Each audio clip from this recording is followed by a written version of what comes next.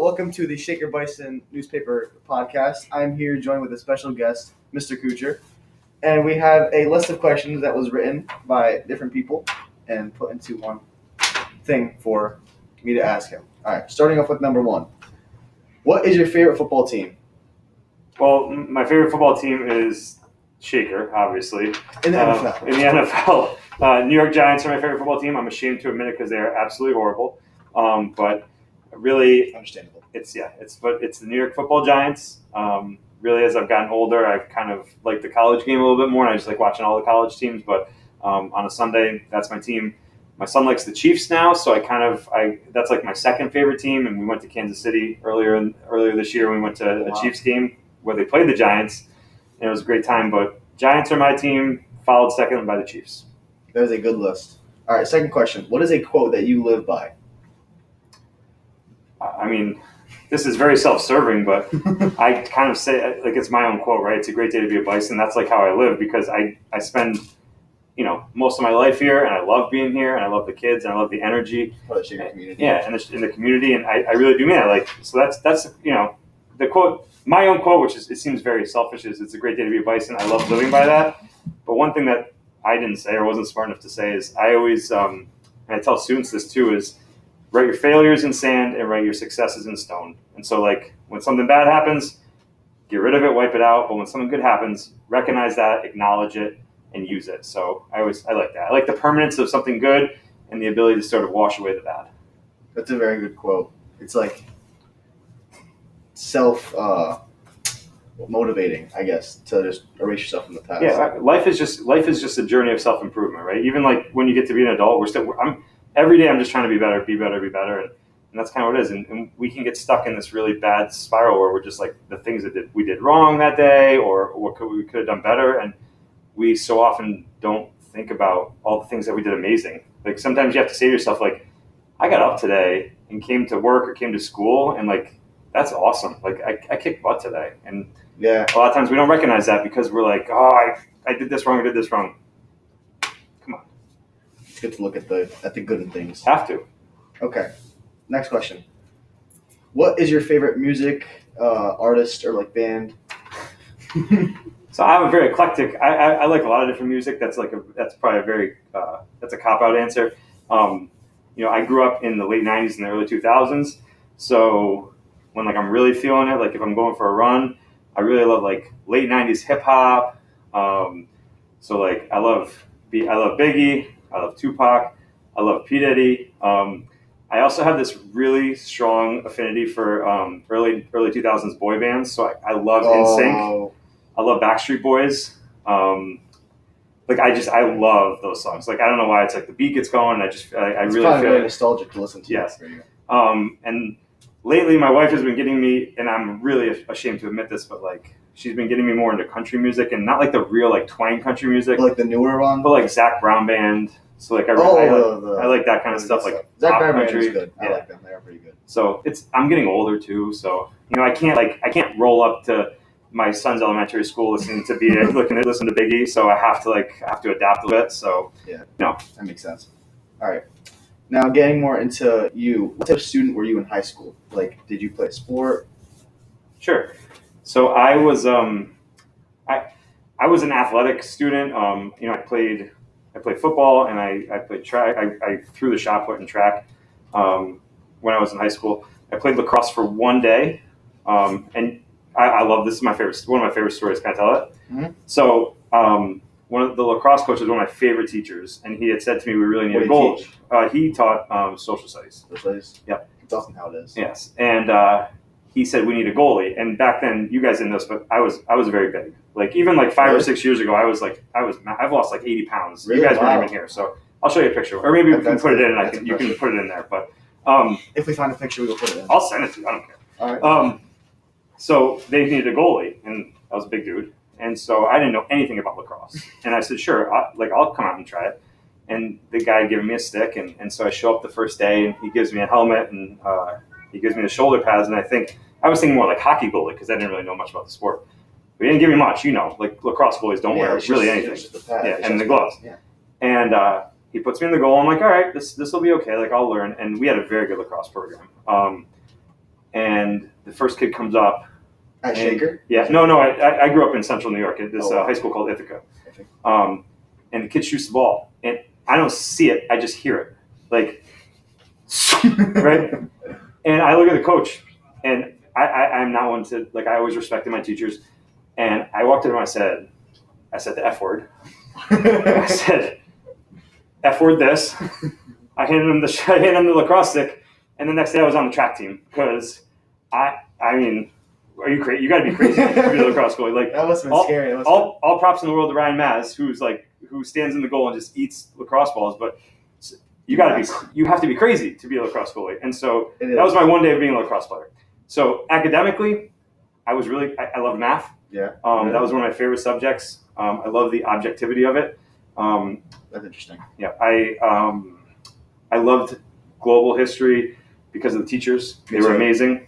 I struggled in science. I don't know why. Like usually when people like math, they like science. I couldn't get my brain around science. Even to this day, my son loves science. It's still difficult for me. And then English, I really enjoyed the journey of English. I enjoyed writing and like exploring like what was going on in my brain and like reflecting. And so I really enjoyed that as well. Obviously, I love PE, and you guys probably don't know this, but I was a PE teacher for 7 years here before I became in the position I'm in.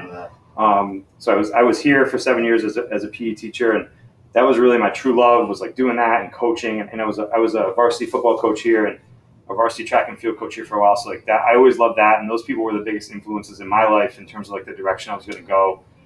So school was a very, very positive experience for me. And that's good. I mean, it was so positive that I chose to spend the rest of my life in a school. Well, yeah, right? obviously. Like, yeah, so it was great. Sorry, that was a very long answer. No, that was perfect. We have a question from Darren in the back. So you were a good student and you never got in any fights or anything? Well, I didn't say that. Are you digging in my past? Did you get into any fights in high school? Okay, so I have another really good story. So in high school, I did not get into any fights. Oh. In elementary school, I got into one fight. Mr. Couture was a different breed. Yes. So, do you guys listen? We played did you ever play wall ball when you were a kid? So did you ever play burn ball when you were a kid? No. So burn ball was wall ball, but instead of throwing the ball at the wall, you threw it at the kid. Was it a tennis ball? So in school it was a tennis ball, but in the neighborhood we used to play with like a golf ball, which was horrible. God. So anyways, so we were playing burn ball, and so the rule was like similar to wall ball, you couldn't double touch. Like if you grabbed the ball and then it dropped, you had to run. Yeah. So if you double touch the ball, they got what you call the free burn, where you had to stand with your back, like your hands on the wall, and someone could take the tennis ball and throw it at you free. Oh my gosh. So it was like sting pong with a golf ball. Yeah, well we played with a tennis ball because we were at school. So we had a heated dispute over a double touch and an instant burn that led to. I mean, we were in 5th grade, so it wasn't really a fight. But I got sent to the principal's office. Ooh. And I still to this day am very emotional, and so I was crying my eyes out in the principal's office. And it's a great story, not because of that, but it's a great story because the principal was my mom she wasn't the principal of that school, but she was a principal growing up for me. So the principal called my mom. My mom was so angry at me. I can imagine. So I was in 5th grade. So fast forward 20 years or however long it was, and I interviewed for a position here to be a PE teacher. And I go to when you interview, you go and you talk to the principal, and then if you get to move on, you meet with the superintendent. Okay. So I was lucky enough to move on, and I'm meeting with the superintendent, and I go in. I think to myself, I'm like, this woman, and I'm very scared because I really want this job, and I'm young, and it's very nervous for me. I'm like, she looks unbelievably familiar. And we go through the interview, and I leave, and I call my mother, and I'm like, I said to my mom, this person, she looks so familiar. I just can't place her. And she says, well, what's her name? And I said, her name at the time was Dr. Ehrenberg. Randy Ehrenberg was the superintendent before Mr. Core. And she says, that one was your elementary school principal. That's crazy. So that's a crazy story. So I didn't tell Dr. Ehrenberg because I wanted the job, obviously. Yeah. I don't want to be the kid that. So after the job, I said, I got into a fight, and you yelled at me. Yeah, you yelled at me. So years ago. I said, after she gave me the job, and I said, I'm so happy, I'm so thankful, I can't wait to work here. I said, oh, by the way, I don't know if you remember me, but you were my principal in elementary school. I didn't tell her the part about the fight. Now, this was 20 years ago. She didn't remember that part, but that was pretty funny. So I one fight to my name. It wasn't really much of a fight. It was more two kids fighting over the game of burn ball. Did you win? Did I? In the terms of the fight, did you win the fight? He got sent to the principal. I guess. And we were friends, so I will say this: if the fight had actually happened, I would have lost horribly. We were already like high-fiving on the way to the principal's office, not because we got in a fight, but because we were already. It wasn't worth losing our friendship over this. But in the moment, we were jacked up. So that's funny. That's funny how the world works. Okay. Next question. So, speaking of like these fights that often occur, what is the thought process when going into stopping a school fight? Oh, jeez. I have one thought process in mind. Okay, and it's protect the students at all costs. So I have many times I get yelled at by my bosses because they're like, you have to, you got to look out for yourself. And I just when it comes into action, it's you're not my kids, but you're all my kids. Like I love all you guys, and I have many times I have jumped on a kid that was getting hit because I got to protect the kids. So it's if I'm bear hugging and moving, or if I'm getting in between them, my sole focus is on protecting the children. And if one person is substantially overpowering another, then my focus is on the kid who's getting taken at that time, because I want to protect them. So that's my thought process. I mean, that's my thought process. That's my focus. We do a lot of training about like we call them restraints, how to safely restrain a child. All right.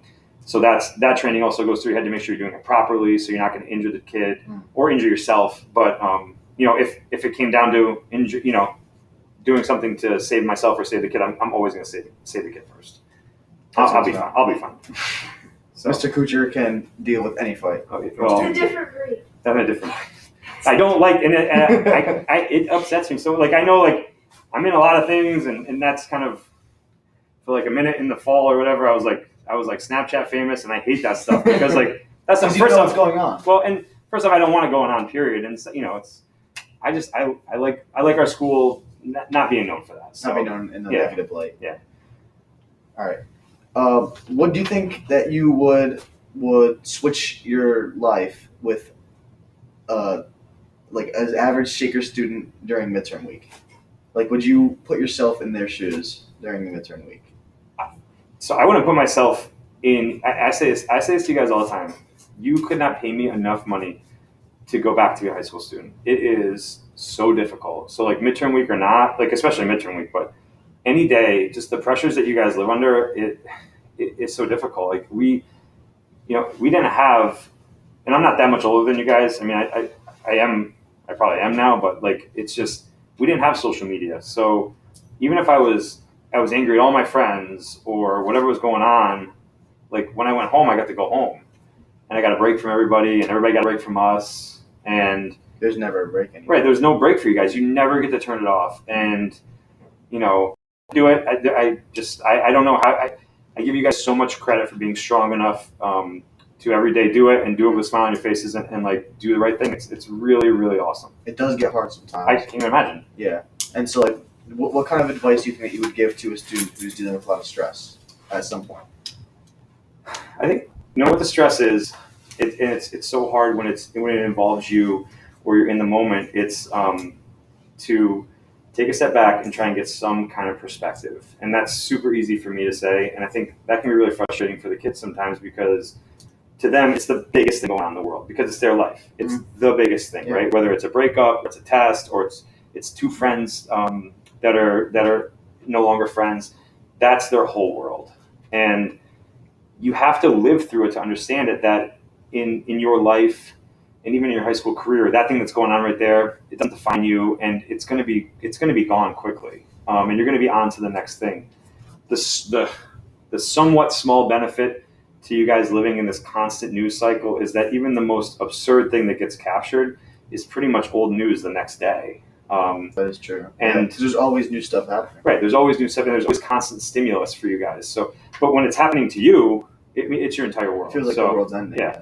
So just getting perspective and understanding that this doesn't, whatever it is, it doesn't define you. It's not who you are, and the world is going to continue to move on. Like kids don't understand that we're all horribly focused on ourselves.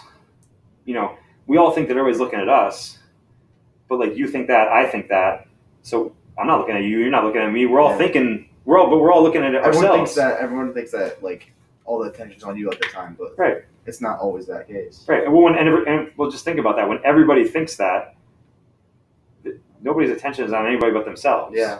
But again, that's a great point when you put it into words like that. Like I never thought of it like that. Yeah. But again, and I can say that conversation with you right now because you're not in crisis, right? But if you were in crisis, you wouldn't believe me, and I understand that because, I mean, I'm an adult, and when something bad is happening to me, it's my entire world. But you know, whether it's a day or a week later, we get some perspective and we realize it's not the end of the world. I'm lucky enough. I have my health. I have my family. I have my job. Like, you know, you cling to the things that matter most for you: your family, your health. You know, and you feel lucky to have those things, and that's really what's important. Yeah, that was a great segment right there.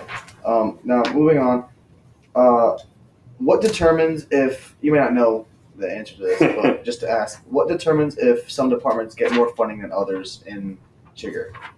Okay, so departments like math versus music, science, literature, like sports, like in general. So electives. Yeah. So electives just electives in general. Like, I believe so. Yeah.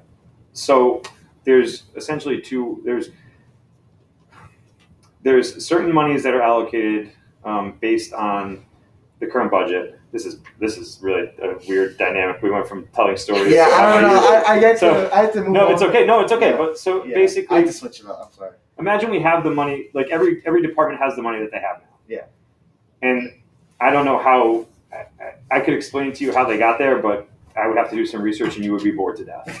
But essentially, moving on from here, how they acquire new money is through proposals. So, like, let's go with athletics. That's just because that's my wheelhouse. So, Mr. Stein, the athletic director, would make a proposal. You know, to like when we did.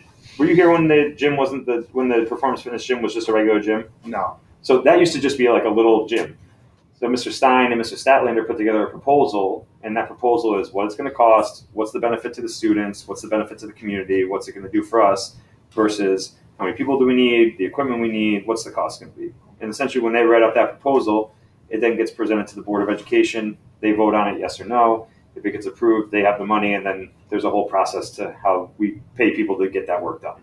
So essentially, its proposals are created, it's voted on by the Board of Education, and voted on to be included into the budget. Once the budget passes from the community, that money then can be spent on things that it's agreed upon. That's a very simplistic and reductive answer. There's a lot more. It definitely sounds like more than it and it's just and honestly, we have multiple people that work at central office that just do budget stuff. So like, and that's not at all my wheelhouse. Yeah, so, I understand. A lot of numbers, I'd imagine. Well, and it's based on the budget, and we have a massive budget. Our budget's over $110 million, and it's a huge process, and the board takes it very seriously. The Board of Education and Mr. Core and Mrs. Skills take it very seriously, and then the community voting on it, it's a big deal. So like, what makes it like determined if like sports would get more than like the music, or like just because I feel like that's like a big question some people ask over like the music department. Is it just based off like, or again, that's a question. Yeah, like the music wing is perpetually in a state of more disrepair. That's fair. So I would say, again, it's all based on the proposals, right? Like we have a drastic need for we need a new auditorium, right? That's what we really need, right? Because we have amazing musicians, amazing teachers, amazing performances, and I just think the problem is those costs are so exponential, like they're massive, right? Once you start like ripping down walls and doing work like this, it becomes very cost prohibitive, meaning like just the number to like put a new auditorium in is so massive that to put it into the budget is very difficult. And then they have to do these things called bonds where like they go and they ask for a separate piece aside from the budget that then we kind of pay off over the course of a long period of time. This is really deeper than I want. So the honest answer that I have for you guys is I think everybody recognizes that the high school needs a lot of work in a lot of different areas. because of the layout of the athletics, they've been able to get like the turf and the buildings and fixing up the gym, because those were really easy fixes, where a lot of the stuff in the music department I think is like they have to tear down and restructure and recreate, and the cost is just so much more astronomical, and it would involve shutting down the music department for an extended period of time, because you can't just go in there during the summer and do that. That's months and months and months. So they're going to want to do it piece by piece. So whatever the senior classes that year can still have and access and do the musicals and the concerts, and it is multi-tiered and multi-layered, and I think There's a lot that goes into it. Yeah, For sure. and even athletics, which has a couple new shiny crown jewels. It's the turf field and the gym. They still need a lot. I think the high school in every piece, whether it's science labs or our library or the music wing or our art department, we could all use upgrades. Just we have to live in the economic realities that we're in. Yeah. So Make do with what you know. Yeah. Well, and just little piece by piece. That's how it works in the real world. I'd love to just snap my fingers and we have new everything everywhere. That's not how it works. Yeah. Now, moving into like the reality of school. So if there were to be like a next like remote shutdown, or if there were to be like an increase in levels of positive COVID cases, is there a plan for remote learning for students? I like the first half of this interview better than the second half of this interview. Well, we can like shift back. I don't care. I love that. I sit here and tell stories with you guys forever. So I don't care. I love that. I sit here and tell stories with you guys forever. So the district's stance is we do not want to go remote, right? The in-person learning is, and this is my belief. It's my belief, and I think it's shared by everybody. But it's being in school is the best for our children. It's more beneficial. Sitting in the classroom, being with the teachers, being in the same space with them is the best. So it would, we really, it's the last thing that we want to do. We have the rough outline of what a plan would look like, but it would be, and I'm not trying to dodge the question, but it would be disingenuous for me to walk you through some kind of plan that really, because really, I don't even want to put that seed in people's mind. Like it's the last thing that we want to do, and it would have to be. Sure. That's understandable. I mean, we've survived the peak of Omicron, so hopefully we're on the downslope, and we don't have to. If there is another variant, that it's not as contagious as this last one, but it's something that we really want to avoid. So that's just me being as honest as I can. Yeah. Oh, we have another question from Darren. I have a question. So, there are a lot of COVID notifications that come up in email form. Yep. Sometimes they'll say like, very often they'll say like, no contacts for these people. And some of us are a little like, what does that exactly mean? Like, Sure. No contacts. So the idea of a direct contact is evolved constantly since the genesis of this. So first, when this first came out in March of 2020, right? That's when it was. Yeah. The years are like it's nobody. Yeah, the years don't feel real. Yeah. Like, it's like I know, I feel so bad for you guys because it's just this is not the experience that anybody wanted. I feel bad for all the seniors. yeah, Yeah. especially the ones right now. Wait, oh my gosh! Yeah, next year's. What if So what if we're still in COVID when we're seniors? Don't think like that. Something worse. We're at Omicron. It's getting For better you, and better. the junior class right now, if you guys are I am not a scientist. Remember earlier this? I told you how much I struggle with science. They've said that this variant is going to get us to the endemic phase, which I think means essentially like spring. it becomes flu-ish, right? It's still contagious. It becomes more mild. There is a more targeted vaccine or shot for it, and essentially becomes like the flu shot. I'm not downplaying the virus at all, but that's just what I've read and what I don't know. He's not a scientist. I'm not. Yeah, disclaimer. He doesn't know. Not a Yes, scientist. for sure. He doesn't know. Okay. So you would say, okay, so direct contact. Sorry. So the genesis of this direct contact was anybody within 6 feet, right? And I think we take advice from Albany County Department of Health, who takes advice from the New York State Department of Health, who takes advice from the CDC. So essentially, when the CDC levies new guidelines, which have been changing at this point at an almost daily rate, but at the beginning they were changing, as they learned more. New York State had to adopt it, Albany County had to adopt it, and then the district had to accept it. So when you hear now no contacts, it's because we're operating off of new standards that have been presented by the CDC. So back in the day, I mean, when this first started, remember we were quarantining whole classes. Yeah. We were quarantining whole buses because that's what the science at the time told us. And I don't know if it's the difference in the variants or if it's the difference in like vaccines or immunity rates, but now the definition of a direct contact is so much more narrow that to fit into that window, you have to be, unvaccinated, within 3 feet, not wearing a mask for more than 15 minutes. So like lunch. So essentially, that's where we get a lot of our contacts is lunch, and then if you're sitting with the other person on the bus. So the two main places where we get a lot of our direct contacts. Oh, that's why they asked for like the whole bus seating chart thing. Correct. Yep. That's good to know. Okay, I think I'm gonna try and bring this back to a more like not so Entertaining? more entertaining. Okay, so I'm just here to take it wherever you want. They're pointing at something on the other. I was just about to ask that. Yeah. Okay. So, who gave you the idea to get taped to the wall? That's like your biggest thing right now. Really? Yeah. Well, it has. Well, been. it Honestly, was.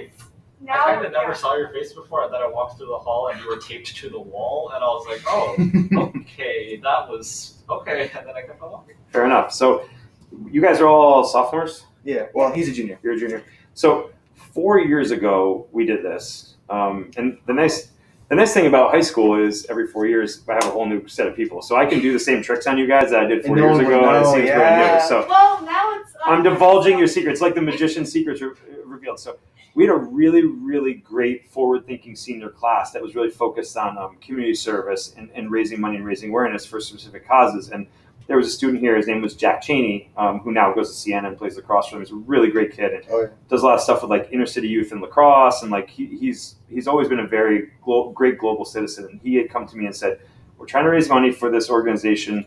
And I really do forget what it was at the time, but it was like a really great like kid-focused organization. He said there's this thing going around where like they tape people to the wall, and they had said to me like, you're kind of the guy we think of to do this. And of course I rarely say no to stuff. I love saying yes. I'm always yes first. And so we did it, and I had no idea how it was going to go, and we ended up raising I think like $600 at the time. I was like, this is fantastic. Like, so we really did a good job. Each piece of tape is $1. It was $1, yeah. So how big was the tape? Sorry. So there was no standard measure. People were just ripping it off as they went. Like you could buy like this big of a piece for like $1. Yeah, and again, 5 years ago I was much bigger, so it took a lot more tape to get around my belly. So they were bigger pieces.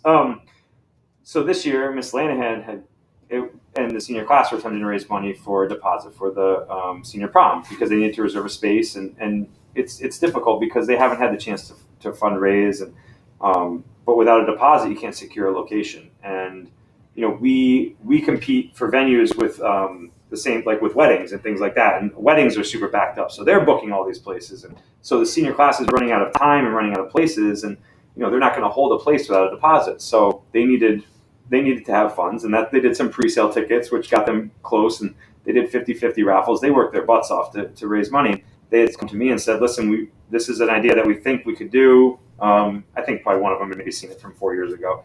Yeah. And I said, absolutely. Like, again, I'm yes first always with the students. So yeah, absolutely we can do it.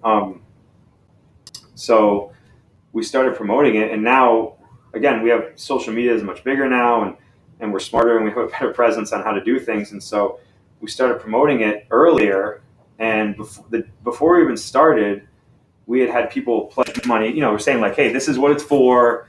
If you want to donate money, like you can Venmo, and we have Venmo now, so people from all over the place could just give us money. So that morning, before we even started, we had sold $200 worth of tape. So before we'd even done anything, so we had a couple people donate 50, one person donated 100. Like my dad, who lives in South Carolina, gave me some money. It's just so. Before we even started, we had $200. So, and then as kids come along, it's one of my favorite things to do because I see so many kids, and quite frankly, I love the informal interactions with the students. It brings up like the morale because I don't feel like it's like school. Really. No, it's not. I feel like it's like fun. Well, it's a community. Like school, the past year and a half has been very institutional, right? So you guys aren't allowed to talk to anybody. We had to take all your social time because of keeping everybody socially distant. So like even last year, if you came in, it was like, go to class, get out of here. Go to class, get out of here. Like we lost mid-morning. We lost lunch. We lost that in-between time. So this is supposed to be a community and an experience for you. So doing things like that, like you guys have missed pep rallies, you missed the dances. I mean, you guys, you sophomores, you don't even remember like homecoming dances here. We're in insanity. So hopefully they'll be back before you graduate. And I mean, the last homecoming dance we did had 1,300 kids at it. Really? So imagine that, 1,300 kids. I think there was one last year, but it wasn't like really. Right, and we had to limit it, and it had to be outside. I saw a video from like more than 2 years ago, and it was unbelievable. Yeah. It was unbelievable, and the homecoming dance this year was amazing for what they did. It was beautiful, and like it was really cool. But this was like, I mean, these things were like unbelievable, and the amount of money they would raise was fantastic. So, anyways, so it's all about those experiences that you guys have been missing out on. So I'm gonna always say yes, and so I love doing it because I get to see all the kids, and I love doing it because selfishly, I get to kind of like, I get to make fun of everybody a little bit, and like bring it up. I'm like, oh, come on, you don't have $1. Like, come on, like, throw something up. Like, yeah. and it's fun. And then we came up with this idea like midway through where we'd start auctioning off like the better pieces of tape. So like it's $1 for a piece of tape, but if like you want to put tape on my mouth, I'm not doing it for $1. I saw that one, yeah. So we just kept like, so one student, brought out $100 bill. Oh, Sam Marketing. Sam, yeah. For the piece of my mouth. And I don't ever want to do that because I like, I grow this and I love it. My beard is like, it's become a part of me. And I'm like, he's going to put that in my mouth, it's going to rip off. But for $100, I'll do it. Like, $100 for the senior class, I'll do it. So, we auctioned that off and I let him stick it to my mouth. And then we auctioned off like pulling out the chair, which I was terrified for because if I wasn't hit the wall, I'm going to eat the floor, right? And someone paid $50 to pull the chair out, and we got like the people going, and it was fun. And since then, I've really noticed like an uptick in like students talking to me and saying hi to me, and I feed off your energy, and so I really made a concerted effort to be out in the halls, and like so my new mission is like every morning, and I don't know if I see you guys, but every morning I say good morning to every single kid I see. Yeah. And I laugh because I say it probably 2,000 times and maybe like 100 people say it back to me, but it's getting better every day. And I can see the energy level rising with students. And I think that was kind of the starting point for the kids, but also for me, like we're all stuck in a bit of a rut. Like we're trying to figure out what school is going to look like, what life is going to look like. And every time we think we figure it out, the new variant's knocking us down. And that moment was so pure because it was just kids everywhere and we're raising money for the senior class.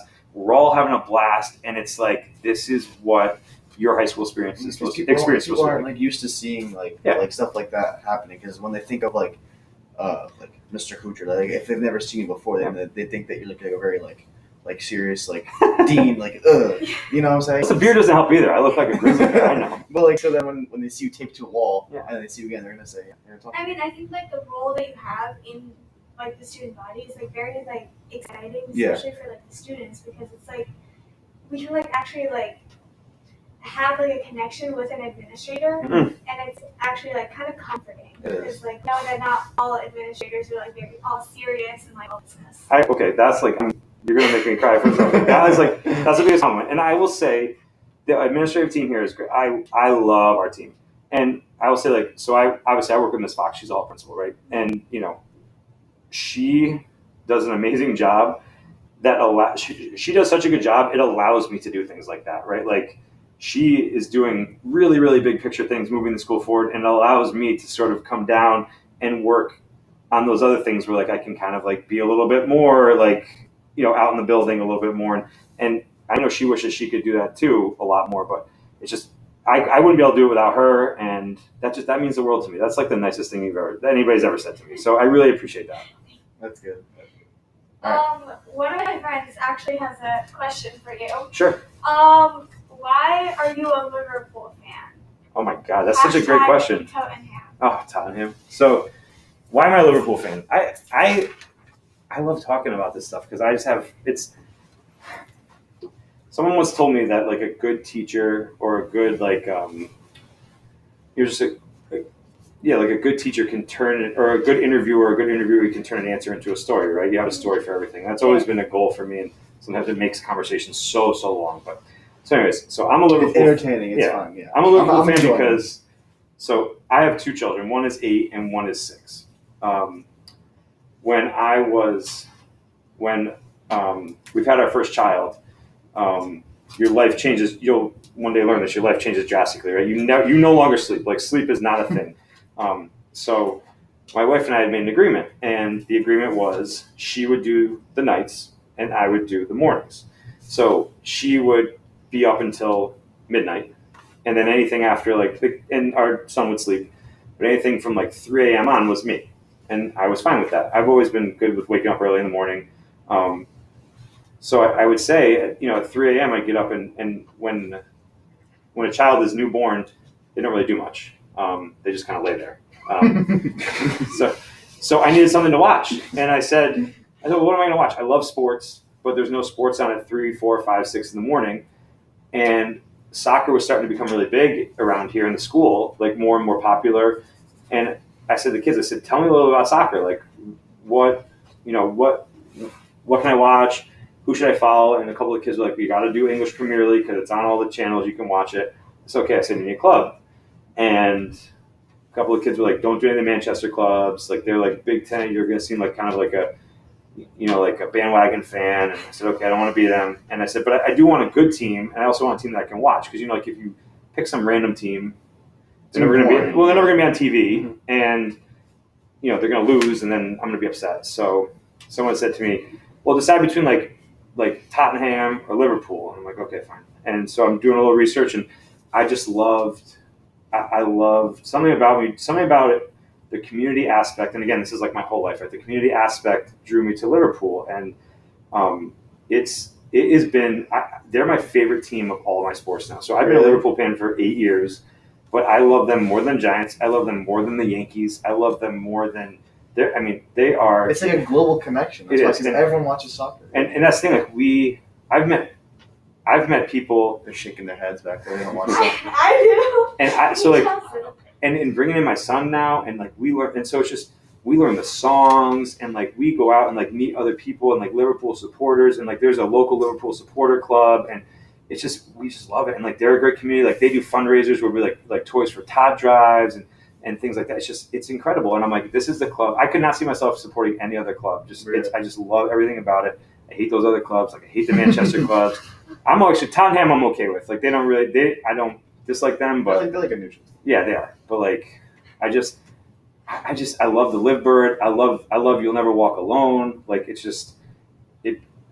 It's a connection. It is, and it's and yeah. So I carry around this little official Liverpool membership card that I pay for. That my wife gets so mad. She's like, "You spent $25 a year on this card," and I'm like, "Yes, I am, and I'm going to keep doing it." So that's cool. Though. My dream is to one day go to England and go to Anfield and watch a game there, and I will bawl my eyes out when I do, and we'll be singing "You Never Walk Alone," and it'll be awesome. So anyways, that's why Liverpool. All right, I think. Yeah. Okay. So we have a final question. Sure. Or final two questions. Yeah. Do you have any stuffed animals? Do I have any stuffed animals? So, not you. This is really important. You, not your kids. Yeah, I know. Yeah. So I told you I have a story for everything, right? I have this bear that I gave to my wife when we were dating because I thought that's that's what you do, whatever. And we called it. We named it. Oh my god!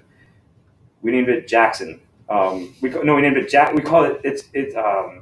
We call it Jackson Bear or something like that. I don't even know why we call it that. But she loved this bear. I don't know why. And so we kept it forever. And at one point when we moved to a different house, it kind of went away into storage, and we kind of forgot about it. And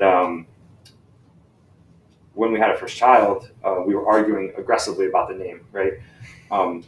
We would write down names, and none of them would be the same, and we'd throw them out. And I'd hate her names, and she'd hate my names, and she wanted super new age names like Apple. And we're not Apple, sorry, hon. But and I wanted more classical names. Wait, so what ended up being? I'm gonna get there. You can't. Apple could have worked. Apple. Yes. Apple, go to your room. Or we would agree upon a name. So we'd agree upon a name, but she'd want to spell it so weird that I couldn't even she'd be like, I wanted like classical names, and so I wanted like Peter or Sam or John or Mark. Yeah. And she'd be like, all right, Mark, but M-A-Q, and I'm like, no, that is like, because I'm thinking like an educator, right? Like this poor kid, every time he goes to school, the kid's the Mark Quay. Yes. The poor teacher's going to be like, Macra, and he's a Mark, like, and it happened today to Gia in computer science. We did a sub, and she goes, "Do we have a Gaia?" In the middle of nowhere. It's 3 letters. It's not that hard. It's not that hard. No, it's not that hard. So, and again, this bear had been gone forever, and so we have probably been through like 50 names, and it's okay. We were planning a trip, and we were. The audio's there though. Right? Yeah. We were flying across the country. We had like 6 hours on a plane, and we were like, we're figuring this out before we go.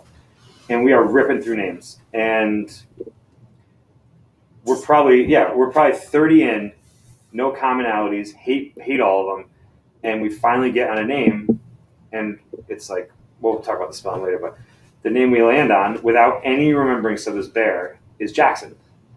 And oh my God! All these stories are so good. These are some great stories. You're such a good storyteller. You really are. So, and I don't remember it, and we don't remember it. Like it's not like we say Jackson and then all of a sudden we remember the bear. Like Jackson, and we're like, Jackson is perfect. Now, of course, she wants to spell it with like an X and an E and like 3 N's, and I'm like, no, it's Jackson. Jackson. That's the literal meaning of it is Son of Jack. Son of Jack. Yes, like that's, and my name's not Jack, but we like the name. And it's kind of like, it's like new age and a little bit trendy, but like not super trendy. And unfortunately, like it's right there. His like birth year, but unfortunately, like his birth year, it's like the #1 most popular name. So now he's like got 15 Jacksons in his class, which is like driving me. When you were 8, you thought you were 18. But like when he kind of reverts back to like the little kid, he'll like fall and scrape his knee or cry. Like we'll call him, come on, come here, Jackson Bear. Like, and it's sort of like a joke between her and I, but also to remind ourselves that he's no matter how big he gets, he's still our little kid. So. That's like the best story I've like heard like that in a while. This is the last question. Is it the last question? If you can have a story for this, I'll be surprised. What is your favorite type of cheese? Cheese. A story for cheese. You don't have. I'm just asking. What is your favorite type of cheese? This is what we end on? Yeah. Well, yeah. You don't like cheese? No, I love cheese, but like it's such like a. It's a random question. That's why. See, our podcast team has something for cheese. Like, I don't know. We're trying to do a cheese episode. I don't know how. Yeah. You don't know how it's gonna go. No. I want to come in and taste like cheese. That would be great. Okay. So I can tell a cheese story. You have a cheese? We have a story for everything. Okay. Here's the answer, and you can just cut at the end. Fresh mozzarella. Fresh mozzarella. Oh, I missed. It's not even close. Fresh mozzarella is the answer to that question. So I have my second date with my wife. So again, we're dating, and I was going to make her dinner. That's what I was going to do, and I was going to impress her. I love cooking. Like I pretend to be a chef. Good. And so, but I live in an apartment with like I don't have anything. I just have a stove. So I make steak, and I make asparagus and potatoes. I think it's gonna be really good. And then I make this brie cheese that I like wrapped in puff pastry. I thought it was gonna be incredible. That does sound good. So anyway, so we do that all. She eats it, whatever. It's great, and whatever. Our relationship goes great. We get married. So we're talking, it's like you have all this time. And so she says to me, she goes, listen, I got to tell you something. And whenever your significant other says that, you're like, this is never going to be good, right? Like, you got to tell me something. Okay, let me sit down. Okay, what is it? She goes, you remember our second date? I said, very clearly. I said, it was great. Like, I made you steak. She goes, I hated that meal. Oh, my God. I'm like, you hate the meal? She says, I hate steak. She hated red meat. She just never told me. She goes, I love vegetables, but I hate asparagus. I'm like, asparagus is the Cadillac of vegetables, but whatever. Especially with steak. Yes. Yeah. And she goes, and that brie cheese was so disgusting. And I did mess the brie cheese up. I screwed it up like bad. Like we cut it open, it like oozed all over the place. It was gross. But my wife loves cheese. Like she would eat mac and cheese every single day, and like not out of box. Like if I make macaroni and cheese out of box, she will like divorce me. Oh, she but wants like it, we need to like fresh. and don't come with the bag of grated cheese. Like you need a brick, and like we're grating that cheese into that thing to make the roux. But fresh mozzarella is the answer. We use it all the time. And if I turn around, Jackson and my wife Erin will grab like handfuls of it and like throw it in their mouth and then run away, and then I don't have enough. So I always buy an extra ball. It's fresh mozzarella that's not even close. Fresh mozzarella, everyone. Fresh mozzarella. And that was the question everyone wanted to answer. All right, thank you for watching this amazing episode with Mr. Couture. Thank you for coming. I always smile. I forget I know my mouth. Thank you, everybody. I hope you enjoyed.